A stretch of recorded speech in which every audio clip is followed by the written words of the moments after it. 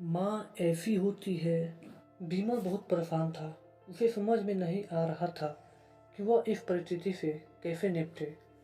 वह अपने माँ को बहुत चाहता था, किंतु उसकी पत्नी और बच्चे उसकी माँ से बहुत दूर भागते थे, क्योंकि उसकी माँ की एक आंख नहीं थी। साथ ही उसकी कमर भी 90 अंश पर झुकी थी। वैसे वह अपना काम खुद कर लेती, किंतु फिर भी वह उसकी पत्नी और बच्चों के लिए हमेशा खटकती थी। दादी, आप ऊपर के कमरे में जाओ, मेरे दोस्त आ रहे हैं। विमल के बेटे अखिल ने बड़े बेरुखी से कहा। पर बेटा, मैं तो यहाँ बहुत दूर बैठी हूँ, विमल की माँ ने बहुत प्यार से कहा।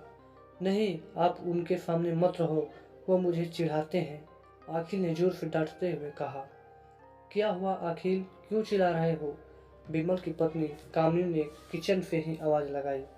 देखो ना माँ, ये दादी यहीं ड्राइंग रूम में बैठी हैं और मेरे दोस्त आ रहे हैं, अखिल ने शिकायत भरे लहजे में कहा। माँ जी, आप ऊपर चली जाओ, क्यों हम लोगों को लजवाती हो? कामिनी ने बेटे का पक्ष लेते हुए कहा। बेचारी सरस्वती चुपचाप उठकर जीने के सहारे ऊपर जाने लगी।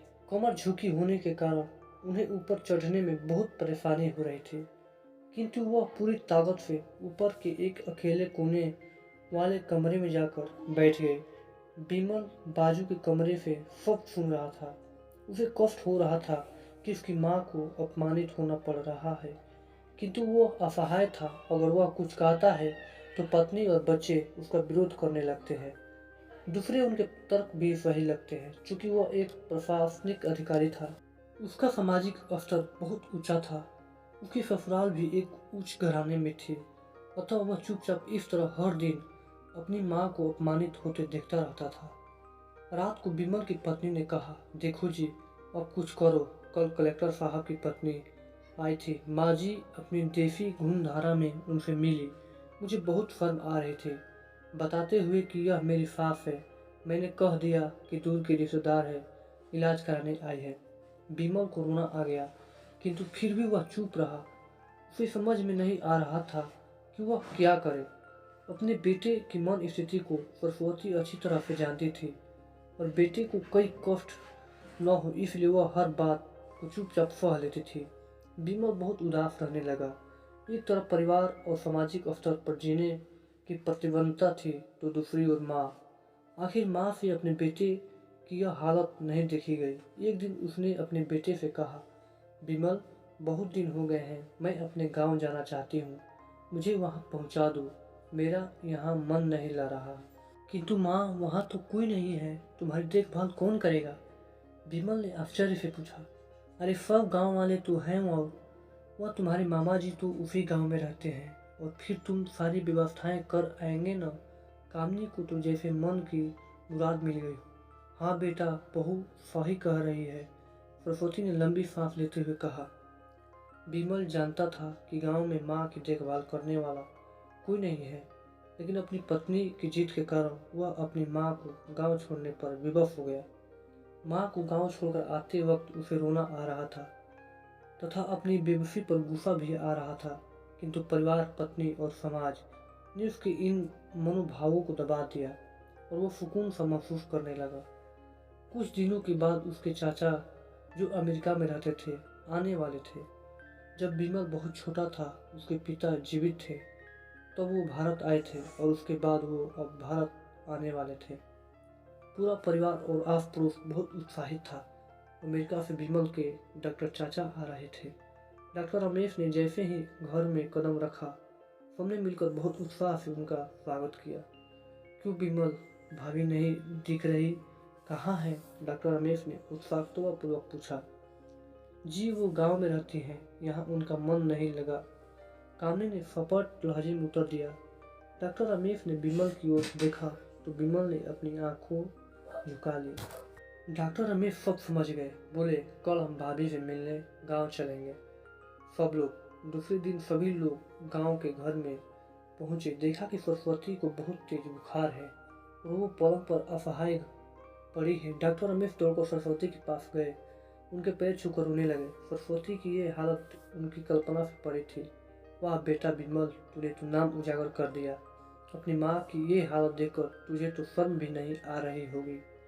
डॉक्टर रमेश ने विमल को लगभग डांटते हुए कहा, नहीं देवर जी, विमल का कोई दोष नहीं है, मैं खुद गांव आई थी।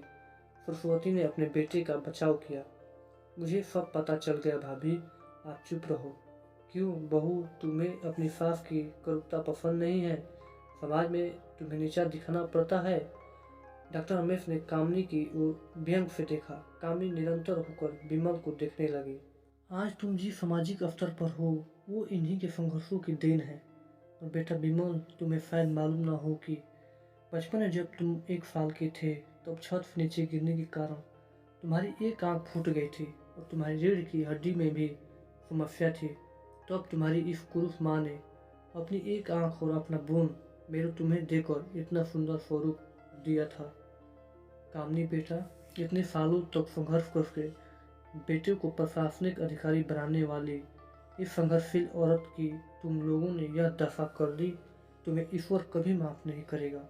डॉक्टर रमेश की आंखों से अश्रु जलधारा बह रही थी। अब भाभी, आप मेरे साथ अमेरिका जाएंगे, यहाँ इन स्वार्थी लोगों के बीच नहीं रहेंगे। डॉक्टर रमेश ने सरस्वती से कहा, विमल को तो काटू तो खून नहीं था। डॉक्टर रमेश जो उसके चाचा थे, उन्होंने जो राज बताया उसके बाद तो विमल को यही लग रहा था कि उससे ज्यादा पापी इंसान इस दुनिया में कोई और ही नहीं। वह दौड़ता गया और माँ सरस्वती के कदमों से लिपट गया। माँ, मेरा अपराध क्षम्य है। मैं जानबूझकर चुप्पी साधे रहा, आपका अपमान करवाता रहा। अब सिर्फ आप ही उस घर में मेरे साथ रहेंगे और कोई नहीं। विमल ने अज्ञान दृष्टि से अपनी पति और बच्चों को देखा। कामनी को भी बहुत पश्चात हो रहा था, किंतु उसकी हिम्मत नहीं हो रही थी कि वह सरस्वती से आंख मिलाए। सरस्वती ने कामनी की मंद स्थिति को समझकर उसको पुचकारते हुए अपने पास बुलाया और विमल को डांटते हुए कहा, खबरदार, जो मेरी बहू को मुझसे अलग करने की कोशिश की तो तुम्हें ही इस घर से बाहर निकाल दूंगी। कामनी और बच्चों ने सरस्वती के पैर पड़ते हुए अपने व्यवहार पर माफ़ी मांगी और माँ के हृदय ने सबको माफ़ कर दिया। दोस्तों, कहानी कैसी लगी? ऐसी ही कहानी सुनने के लिए चैनल को लाइक और सब्सक्राइब जरूर करें। Thanks for watching. धन्यवाद।